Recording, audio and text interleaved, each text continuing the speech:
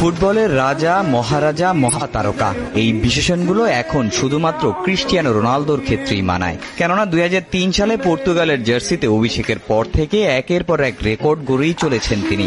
মঙ্গলবার আইসল্যান্ডের বিপক্ষে আরও একটা রেকর্ড স্পর্শ করলেন পর্তুগিজ সুপারস্টার, যা আগে করতে পারেনি বিশ্বের কোনো ফুটবলার। নিকট ভবিষ্যতে তার এই রেকর্ড ভাঙার ধারে কাছে নেই কেউই। রোনালদো আন্তর্জাতিক ফুটবলে কুয়েতের বদর আল মুতারের সবচেয়ে বেশি 196 ম্যাচ খেলার রেকর্ড ভেঙেছেন এ বছরের মার্চে 2024 ইউরো বাছাই পর্বে লিগস্টিনের বিপক্ষে ম্যাচে।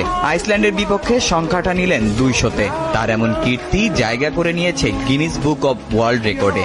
শুধু ম্যাচই নয়, আন্তর্জাতিক ফুটবলে 123 গোল করে সবচেয়ে বেশি গোলের মালিকও পর্তুগিজ তারকা।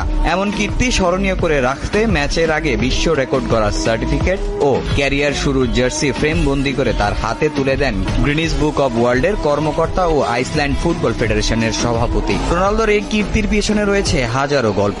20 বছরের ক্যারিয়ারে পর্তুগালকে দিয়েছেন অনেক সাফল্য। তার নেতৃত্বেই প্রথমবারের মতো ইউরোপিয়ান চ্যাম্পিয়নশিপ ও নেশনস লিগের শিরোপা জেতে পর্তুগাল। তবে মুদ্রার উল্টো পিঠেও দেখতে হয়েছে রোনালদোকে। সবশেষ কাতার বিশ্বকাপে কোচ ফার্নান্দো সান্তোসের সঙ্গে ঝামেলায় জড়িয়ে ঠিক